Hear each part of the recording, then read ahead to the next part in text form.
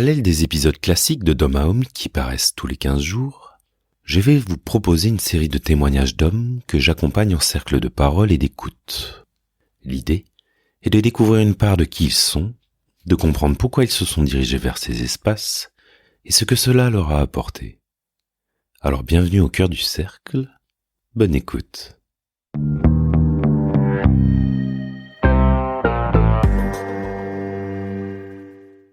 Bonjour Gilles. Salut Loïc. Bienvenue pour cette première de témoignage. À l'heure où on se parle, j'ai pas encore trouvé le nom de la série, mais je vais trouver. Comment vas-tu? Quel est ton paysage intérieur du jour, du moment? Écoute, je suis dans quelque chose de très apaisé. Je vois la pluie qui coule devant ma baie vitrée là, et je suis très dans la dépose, c'est-à-dire je me dépose dans mon lit, je me dépose sur les canapés, je me dépose tranquillement avec mes potes autour d'une bière. Je suis tranquille, apaisé, et pourtant confronté à des bouffées d'émotions incroyables et que j'accueille. Donc ça va, quelque chose on sent qui bouge, mais quelque chose de très apaisé, unifié. Voilà. Merci pour ces mots. Bon, on va dire que le contexte tombe bien pour cette première, tombe bien. En tout cas, cet épisode devrait être publié en novembre et c'est le Movember. Et quel est ton lien avec le Movember? Alors le Movember, c'est déjà un mouvement qui me parle parce que je trouve il appuie sur deux curseurs. C'est le dépistage des cancers. Il se trouve que j'ai eu ma part de chemin là-dessus puisque j'ai eu mon cancer il y a 2 ans. Et il appuie sur un deuxième curseur qui est la santé mentale des hommes, à destination des hommes. Et donc du coup, j'ai l'impression de l'avoir identifié tôt et de l'avoir défendu, d'avoir mis des choses en place pour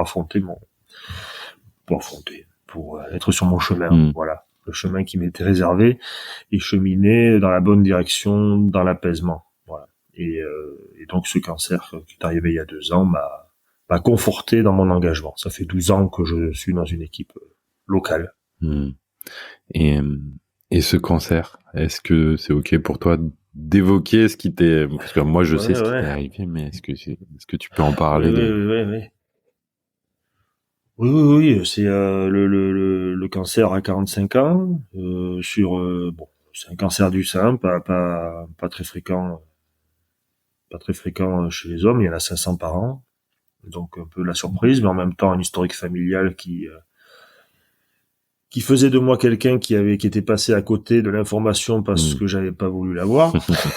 Parce qu'en fait, la réalité, c'est que ma mère me l'avait dit que c'était une possibilité. Et c'est donc une croissance que j'ai eu, une excroissance, enfin, une espèce de kyste que j'ai eu derrière le mamelon gauche. C'était ça. Donc, c'est un processus. Moi, j'appelle ça un processus. Donc, d'abord, tu en souffres. Là, aujourd'hui, je suis sur 2 ans après sous traitement.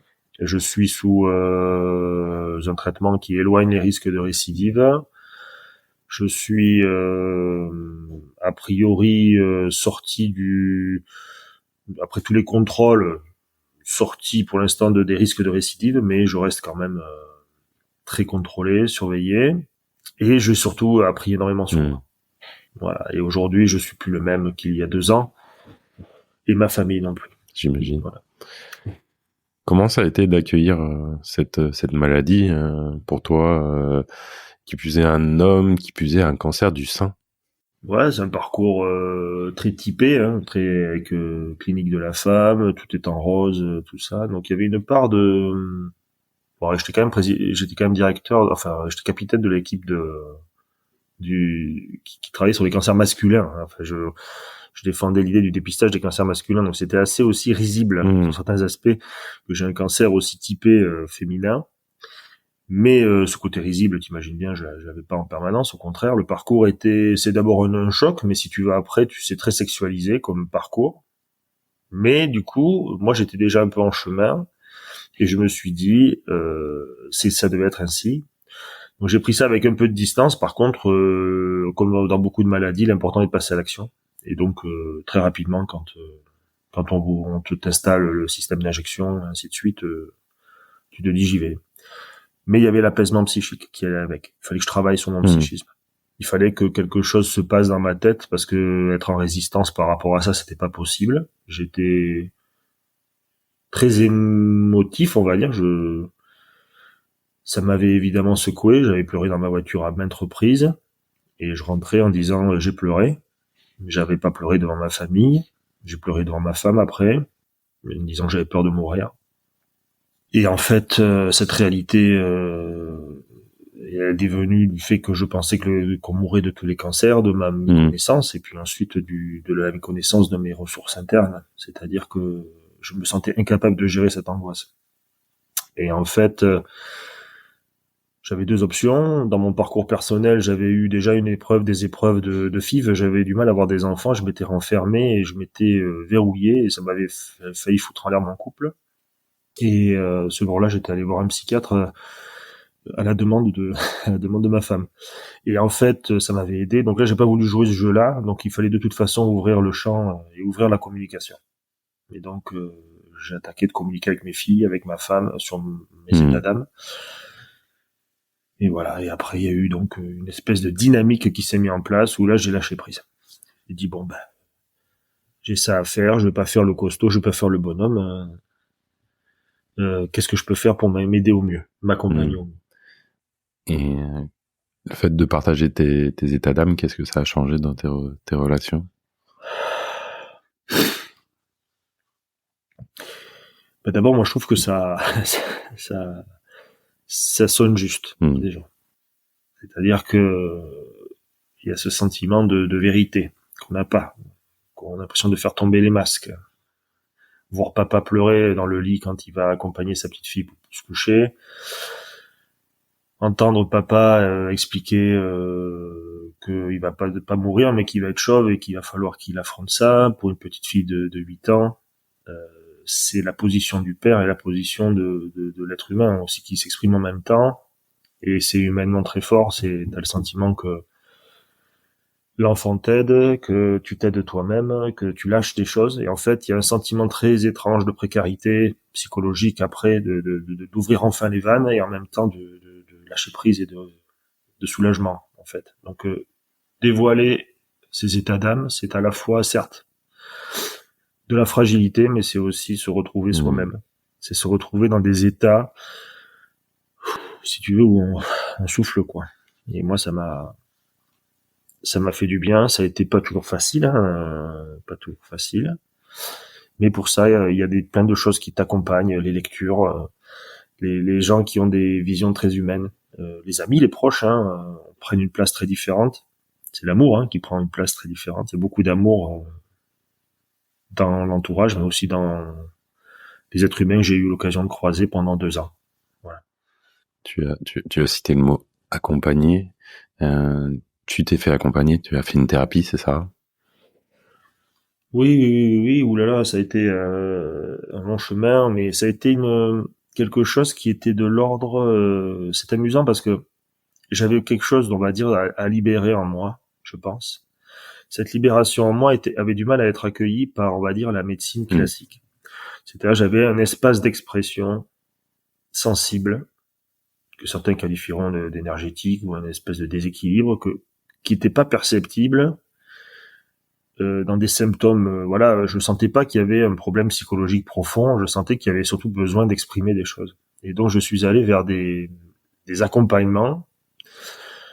Par la danse, par le chant, par plein de choses, par le magnétisme, l'acupuncture. J'ai essayé de trouver quel était l'espace dans lequel je pouvais exprimer des choses, ou en tout cas que mon corps soit pris en charge de façon globale et puisse sortir des choses. Et il y a donc eu cette partie-là, et je reprendrai après si tu veux, parce que j'ai en effet suivi une thérapie, on va dire un peu plus systémique par un psychothérapeute, mais plus sur la fin du parcours, pour unifier tout ça, pour donner du sens à tout ça et le resituer dans ma vie, en fait. Il y a des techniques aujourd'hui qui sont intéressantes pour resituer les événements traumatiques ou les cheminements dans ta vie entière.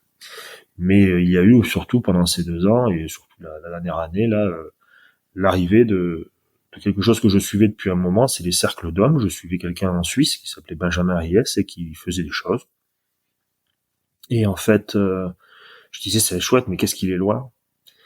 Et moi, j'y pensais depuis un certain temps parce qu'avec le Movember, j'avais dit tiens, pour la santé mentale, ce serait intéressant de proposer ça à des hommes, mais je j'étais pas en disposition de le faire. Voilà, j'étais pas. C'est quoi qui t'attirait dans cette démarche? Alors sur ce que j'en voyais déjà, parce que ça trompe pas, on voyait des hommes apaisés, on voyait des hommes qui soufflaient, des hommes qui soufflaient au sens dans cette espèce de vie de fou qui soufflaient, qui s'accordaient du répit. Et il y avait on voyait bien qu'il y avait aussi de la résolution de certaines choses, mais que je ne m'expliquais pas. Il y a quelque chose qui était apporté à ces hommes. Et donc je regardais ça, je voyais l'humanité de Benjamin. Je disais, oh là, ça doit être génial d'être là. Je sentais aucune inquiétude sous-jacente sur des non-dits de je ne sais quoi, de ce qui se passerait. En plus, il faisait des retraites le week-end. Enfin, il isolait les hommes. Il en fait toujours. Voilà, et il en fait toujours. Et donc, et en fait, si tu veux, pour moi, c'était pas quelque chose de tordu. C'était quelque chose qui était de l'ordre d'être ensemble, quoi. En plus, moi, tu sais, dans Movember, on s'appelle tous des bros, là, des brothers. Et donc, en fait, cette notion de fraternité me parlait. Mais voilà. Et donc, à travers les personnes qui m'ont accompagné, quelqu'un m'a parlé un jour de toi. Voilà. Et le reste a fait la magie de cette année écoulée. Voilà. Est-ce que le fait, avant d'avoir demandé de l'aide, d'avoir eu ce cancer, d'avoir eu ces accompagnements, est-ce que ça, du coup, était plus facile pour toi d'aller vers ce cercle, vers cet espace? Est-ce que tu penses que ça aurait été plus facile? Est-ce que ça a été plus facile de dire je peux aller vers ce genre d'espace, ou est-ce que ça t'est... Le fait d'avoir été aidé par d'autres, est-ce que ça a été plus facile? Oui, je pense, parce qu'en fait, il y avait quelque chose qui était... Mais ça, je pense que c'est pour les gens qui vont rencontrer une difficulté, que ce soit un deuil majeur ou un cancer ou une maladie qui évoque beaucoup d'enjeux, c'est quelque chose qui vous met vraiment à nu, quoi. Et donc, il y avait une sensation qu'il fallait m'aider à rester à flot, même me retrouver un peu moi-même, et ensuite j'ai trouvé la force, en fait. C'est une sorte d'énergie, une force qui te pousse en te disant mais qu'est-ce que tu peux entreprendre de plus profond, en fait.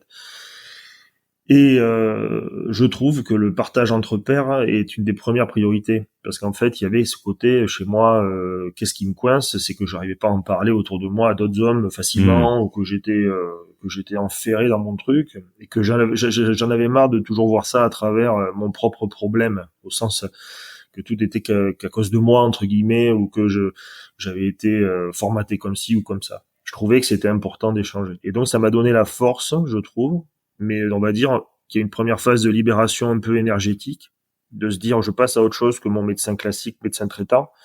J'essaie de me donner autre chose, de la douceur, une autre approche, qui n'engage pas grand chose si ce n'est un petit billet, mais c'est pas, voilà. Et après, derrière, ça ouvre sur autre chose. Ça ouvre sur autre chose. Et là, tu te dis, mais là, il y a quelque chose, et c'est surtout ce qui m'a surpris, c'est la tournure que ça a pris avec toi. C'est-à-dire que c'était quelque chose, parce que moi, je pensais à des one-shots. Je pensais qu'on ferait un cercle une après-midi ou un soir. Et après est arrivé le moment où on commence et où on se dit, mais la récurrence, la régularité, il y a quelque chose qui est puissant là-dedans. Et donc là, c'est une expérience très forte. Oui, c'est vrai que pour les auditeurs, j'aurais envie de dire, je nous ai accompagnés pendant quasiment un an, avec une régularité de une fois par mois. Et oui, justement, tu l'as un peu évoqué, mais qu'est-ce que tu as trouvé dans les cercles que tu ne trouvais pas ailleurs? Alors c'est amusant parce que c'est un constat que j'ai fait avec des copains hier soir encore en discutant. C'est l'écoute. L'écoute, parce qu'il y a ces fameux temps où le principe du cercle reprendra, peut-être tu sais mieux les facilités, mais il y a le temps où on ne réagit pas, c'est-à-dire qu'on a un temps de pause après la dépose d'une parole. Parfois, il y a même le petit exercice intéressant de qu'est-ce que tu as compris de la parole qui a été déposée en face. Et il y a une qualité d'écoute, et ce qui est impressionnant, c'est qu'il y a deux énormes avantages. C'est la dépose, s'entendre, dire les choses. Et il y a quelque chose qui est encore plus poignant, c'est ce savoir écouter. Ce savoir écouter et entendu. et entendu, c'est hyper puissant, hyper émouvant. Et ce qu'on entend, c'est des paroles déposées très fortes, parfois légères, parfois moins, mais toujours sincères, toujours pleines d'humanité. C'est ce que l'on ressent. Ce que les gens ne mettent pas des mots dessus, c'est ce que les gens ressentent quand ils sont avec un ami dans leur salon en train de boire une bière ou dans un bar. Et où étrangement, ils se sentent bien après avoir discuté avec lui. C'est le sentiment d'avoir été écouté et d'avoir pu dire des choses. J'ai compris ça. Et là, c'est démultiplié parce qu'on était 6. C'était Et puis le faire chaque mois, ça a permis de créer une relation qui était chouette, qui restait quand même au final en fin d'année un peu distanciée entre nous. On se fréquente pas plus que ça à l'extérieur. On a créé quelque chose de très fort, très puissant. Mais si on n'était pas en recherche de créer des amitiés, de recréer des amitiés, c'était pas une condition sine qua non. C'était un espace de parole et d'écoute. Oui, tu parles de lien avec les autres hommes.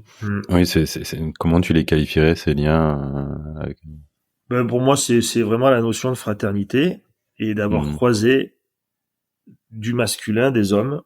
J'ai croisé des hommes comme je souhaiterais que les hommes soient.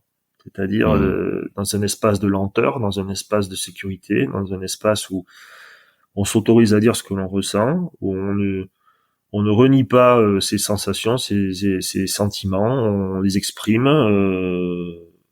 mais où il y a énormément de bienveillance, énormément de calme et de tranquillité, et où on ressort apaisé de beaucoup de choses. En miroir, souvent, ça remue. Donc ce sont des gens, pour moi, ce sont des frères. Ce sont des frères humains, des frères hommes, des frères masculins. Et de savoir que j'ai des frères comme ça, quelque part, que je tais-toi, qu'il y en a d'autres, voilà. Qu'est-ce que ça fait du bien. Je me dis, il y a quelque chose de puissant à qu'on existe, quoi. Parce qu'en fait, dans la réalité, c'est pas se survendre, mais c'est quand on échange avec nos copains sur les réalités de leur vie ou de nos vies, de ce qu'on a traversé, je trouve que le cercle aurait une place pour certains d'entre eux, pour qu'ils aillent mieux, en fait, sans pour autant partir sur des trucs très complexes, mais ils iraient mieux. Voilà. Il y a d'autres aspects du cercle qui t'ont surpris? Moi, je trouve que c'est par rapport à la vitesse de notre vie quotidienne, c'est-à-dire à l'espèce de folie, d'espèce de vortex d'activité, c'est un espace de fort apaisement, c'est un grand calme. C'est-à-dire c'est quelque chose on vient se poser, se déposer. Après une journée de travail, par exemple. Donc il y a une phase qui est intéressante, il faut comprendre qu'on ne passe pas de cet état à un état de dépose de parole et d'écoute sans des transitions et sans des gens comme toi qui facilitent l'entrée. Il y a eu des choses aussi, pour en avoir discuté avec un copain, rien que de fait de se recentrer dans sa respiration, de prendre un temps calme, un temps de retour sur soi en début de séance, rien que ça, pour ça déjà, c'est déjà un apport pour beaucoup d'hommes qui ne le font jamais et qui arrivent et débarquent là et franchement, ça m'a été dit suite à un cercle avec toi, on m'a dit mais c'est incroyable, rien que là déjà, ça m'avait fait du bien, j'ai appris quelque chose.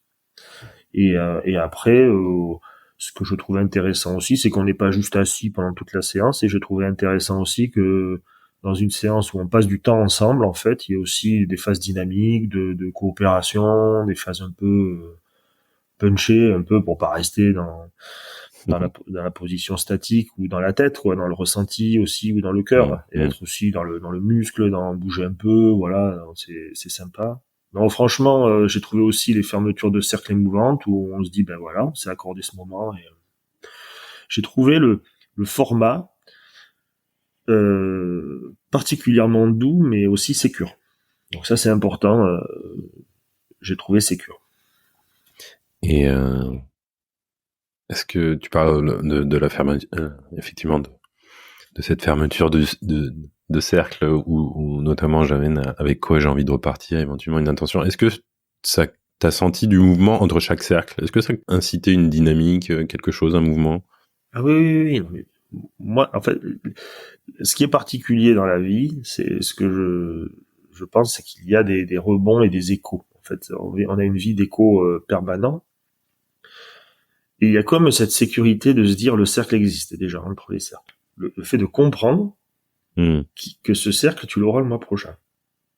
Et donc il y a quelque chose de se dire ces hommes-là existent et c'est ça, tu vis déjà mieux ton quotidien en sachant que cercle après cercle, tu augmentes, on va dire, ta connexion à ces hommes, tu as entendu des choses qui ont résonné en toi, tu as déposé des choses importantes pour toi et donc tu es un peu changé à chaque fois et augmenté de cette sécurité supplémentaire, de cette confiance qu'on t'a accordée aussi, parce que c'est confidentiel, qu'il y a énormément de paramètres de sécurité et qui font que il y a une grande confiance dans ce lieu. C'est une confiance plus, quoi.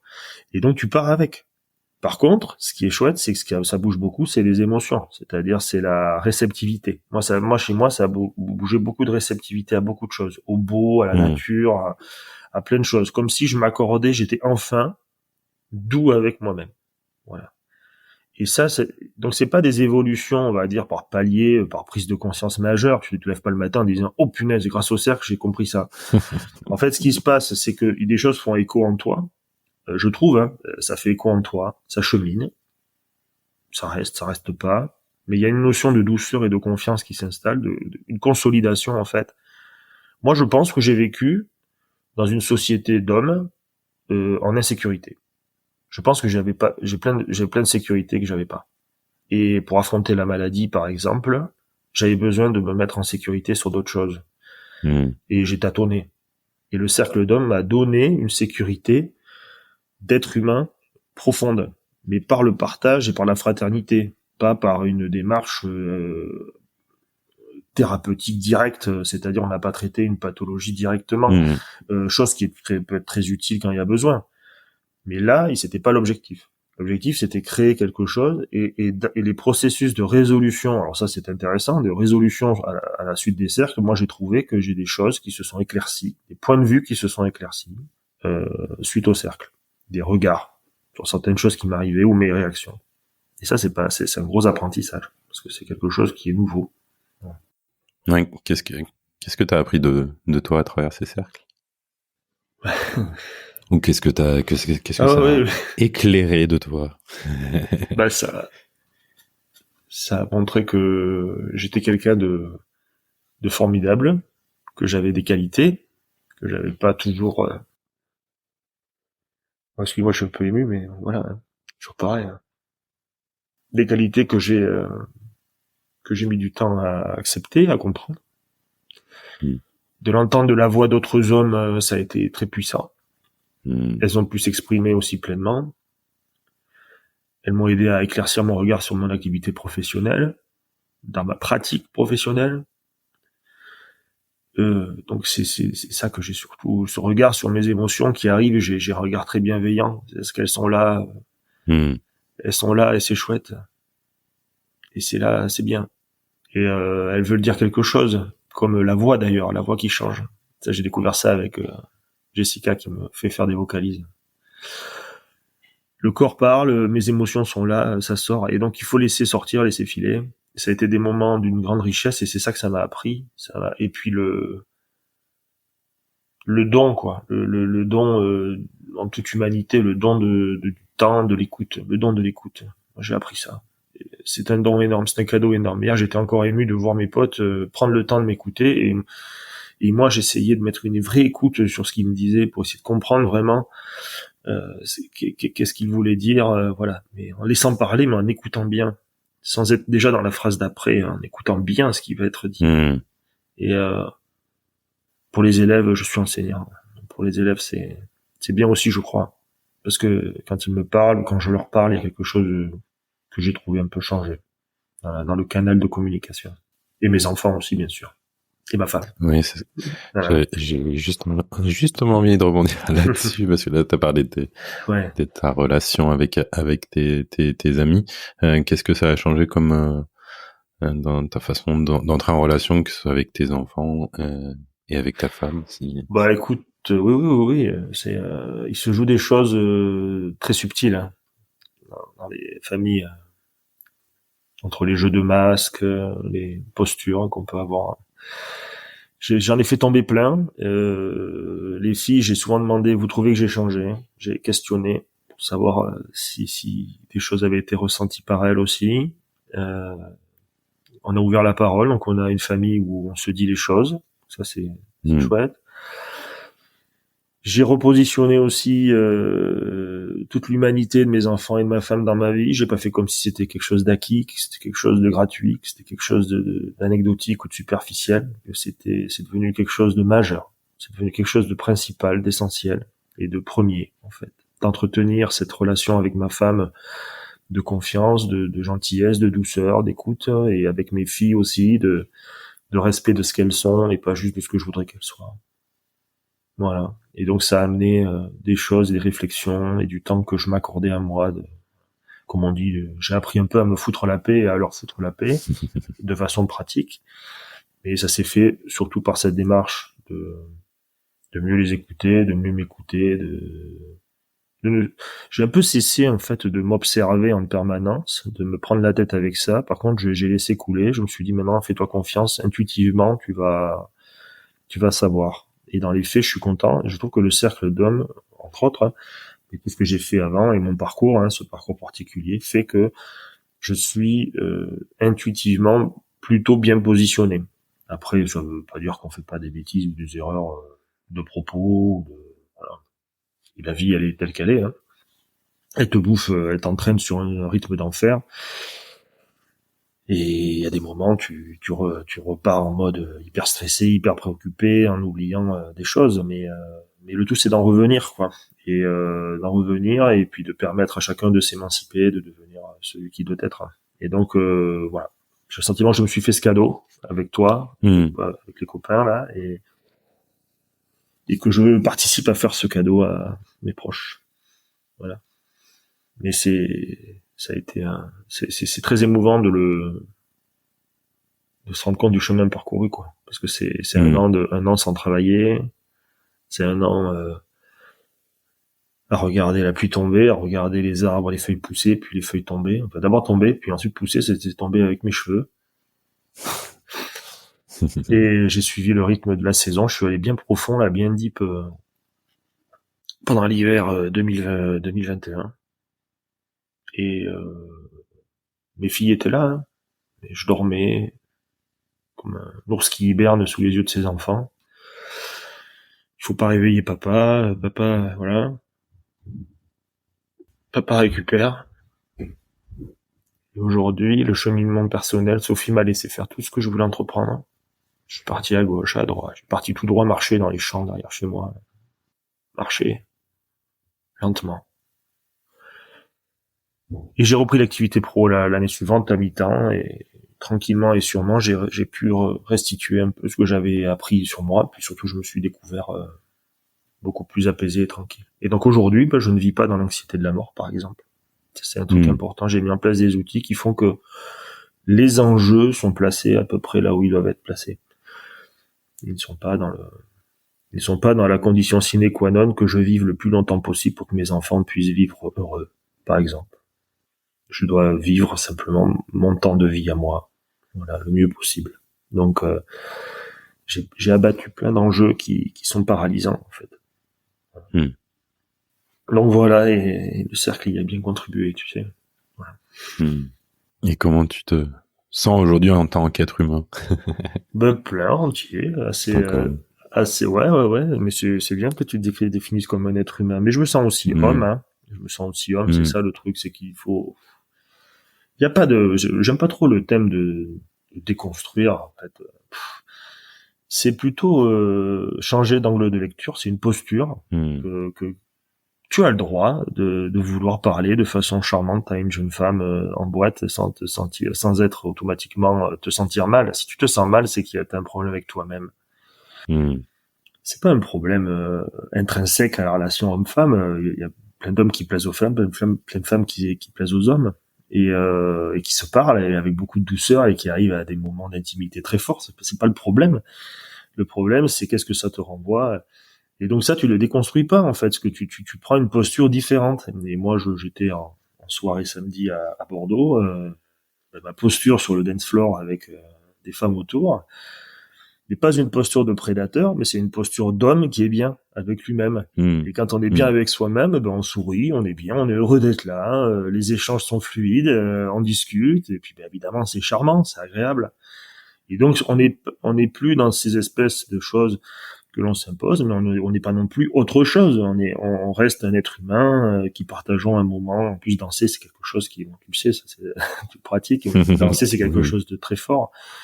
Ça aussi, la danse. Mais c'est voilà. Et donc, ce qu'il faut bien comprendre, c'est que j'ai pas le sentiment d'avoir complètement, perdu tout le contact ou m'être mis de nouveaux boulets aux pieds. En fait, j'ai juste eu un angle de vue très différent et très apaisant. Et celui que j'ai vraiment tranquillisé, c'est moi. Et c'est dans mon approche générale de la vie. Donc du coup, en effet, aujourd'hui, je me sens bien.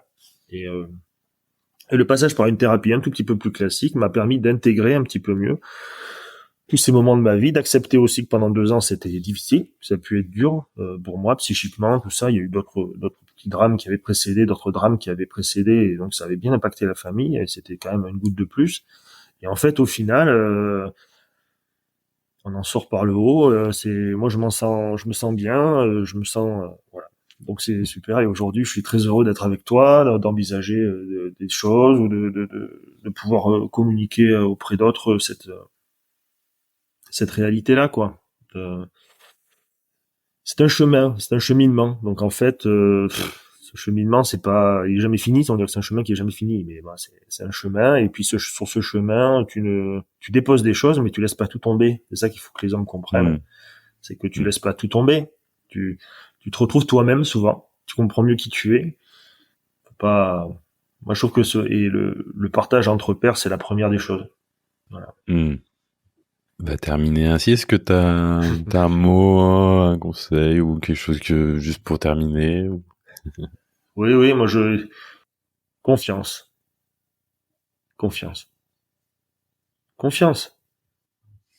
Et je barre le mot inquiétude à côté. Les gars, messieurs, ayez confiance. Ayez confiance en vos pères, confiance. Confiance dans vos proches. Dites-leur que vous les aimez, ressentez leur amour, et aimez vos proches et les humains que vous croisez. Ils ont plein de secrets, plein de choses à vous apporter. Ayez confiance. Confiance en vous. Et votre corps aussi. Et moi, j'ai confiance en toi. Tu m'as fait beaucoup de bien, Loïc. Merci. Merci, Gilles. Merci pour ces mots. Merci pour cet échange émouvant. Et ben écoute, je te souhaite une belle journée. Elle va être belle. Et puis à très bientôt. Ouais, et merci pour ton partage. Je t'embrasse et je vous embrasse tous. À bientôt, Gilles. Au revoir.